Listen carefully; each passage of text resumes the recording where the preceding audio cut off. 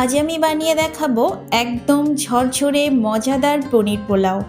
এই পোলাও আপনি পরিবেশন করতে পারবেন যে কোনো নিরামিষ দিনে বা বিশেষ কোনো আয়োজনে। চলুন তাহলে রেসিপিটি শুরু করা যাক।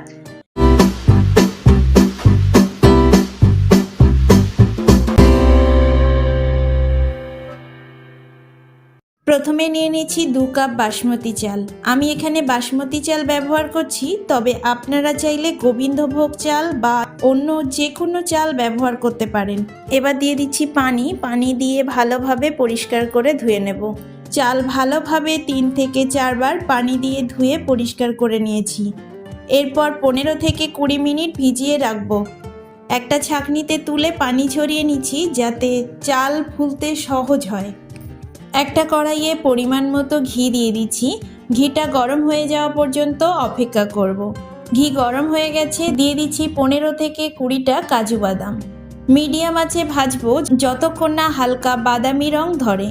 মনে রাখবেন, বেশি ভাজলে কাজু বাদাম পুড়ে যেতে পারে। ভাজা হয়ে গেছে, কাজু বাদামগুলো তুলে নিচ্ছি। একই তেলে দিয়ে দিচ্ছি কিছু কিশমিশ। একটু নাড়লেই কিশমিশগুলো ফুলে উঠবে, তখন তুলে নিতে হবে। বেশি ভাজলে কিশমিশ শক্ত হয়ে যেতে পারে, তাই হালকা করে ভাজলেই যথেষ্ট।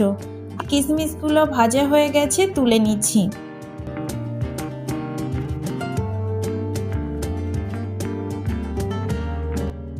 এখানে 250 গ্রাম পনির নিয়ে নিয়েছি, আগে থেকে কিউব করে কেটে রেখেছি। একই কড়াইয়ে আবারও একটু ঘি দিয়ে দিচ্ছি। পনিরগুলো দিয়ে মিডিয়াম আঁচে 2 পিঠ সোনালি হওয়া পর্যন্ত পনিরগুলো ভেজে নেব। হালকা লালচে রং ধরলেই পনিরগুলো তুলে রাখব। এই পর্যন্ত এসে যদি রেসিপির কোনো অংশ ভালো লেগে থাকে একটা লাইক করে দেবেন। আমার চ্যানেলে নতুন হয়ে থাকলে চ্যানেলটি সাবস্ক্রাইব করে পাশে থাকবেন। ফেসবুক থেকে দেখলে পেজটি ফলো করে দেবেন। পনিরগুলো ভাজা হয়ে গেছে, পনিরগুলো তুলে নিচ্ছি। আবারও একটা কড়াই নিয়ে দিয়ে দিচ্ছি পরিমাণ মতো ঘি। ঘিটা গরম হয়ে গেলে ফোড়নের জন্য দিয়ে দিচ্ছি 1 টুকরো দারচিনি, 7 থেকে 8টা এলাচ, 10 থেকে 12টা গোলমরিচ, 7 থেকে 8টা লবঙ্গ, 1 টেবিল চামচ গোটা জিরে আর একটা তেজপাতা। মশলা থেকে সুন্দর ঘ্রাণ বেরোতে শুরু করবে, এখন বুঝতে হবে ফোড়ন একেবারে তৈরি। মশলা থেকে সুন্দর ঘ্রাণ বেরোতে শুরু করেছে। এবার দিয়ে দিচ্ছি 1 টেবিল চামচ আদা বাটা।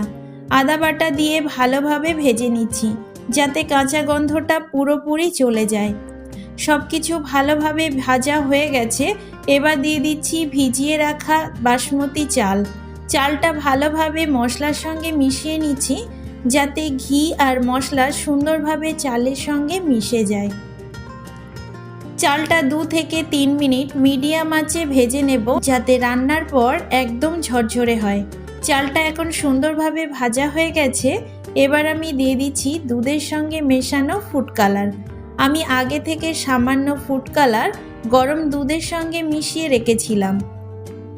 কালার মেশানোর পর চালটা আবারও একবার ভালোভাবে ভেজে নিচ্ছি যাতে দুধ আর ফুড কালার সুন্দরভাবে চালের সঙ্গে মিশে যায়।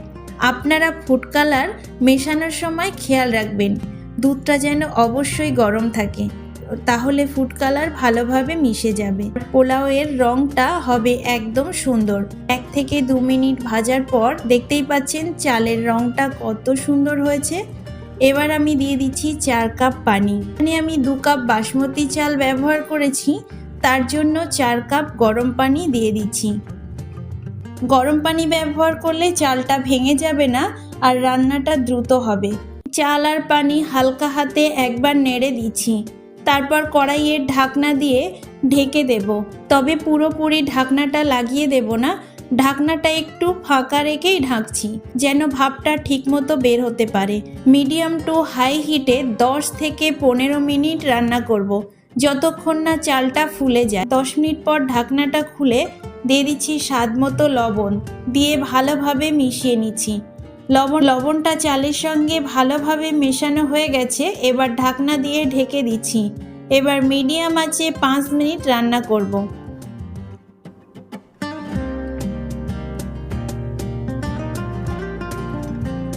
5 মিনিট পর দেখতেই পাচ্ছেন অনেকটাই পানি শুকিয়ে গেছে আর চালগুলো একেবারে ঝরঝরে হয়ে গেছে।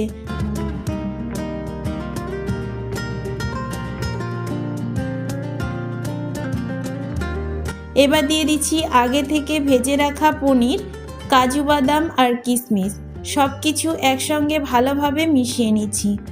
এরপর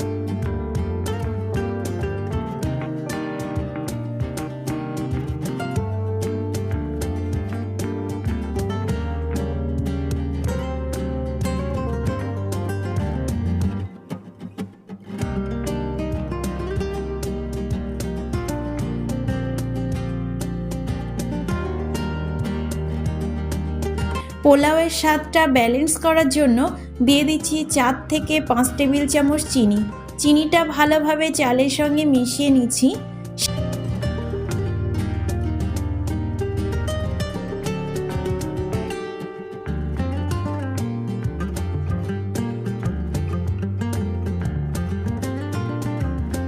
সব শেষে দিয়ে দিচ্ছি 1 টেবিল চামচ গরম মশলার গুঁড়ো। গরম মশলা দিয়ে সব উপকরণ আবারও ভালোভাবে মিশিয়ে নিচ্ছি।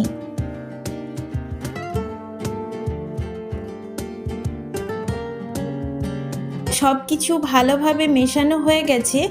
এবার আঁচ একদম লো করে ঢাকনা দিয়ে ঢেকে 5 মিনিট দমে রাখবো। 5 মিনিট পর ঢাকনা খুলে দেখুন কতটা সুন্দর ঝরঝরে আর পারফেক্ট হয়েছে। বাসমতি পনির পোলাও একদম তৈরি হয়ে গেছে। এই পোলাও আপনি পরিবেশন করতে পারেন নিরামিষ দিনের জন্য বা কোনো স্পেশাল অতিথি আপ্যায়নের মেনুতেও। এটা হয়ে উঠবে একেবারে পারফেক্ট। আমি পোলাওটা এখন একটা প্লেটে তুলে সার্ভ করছি।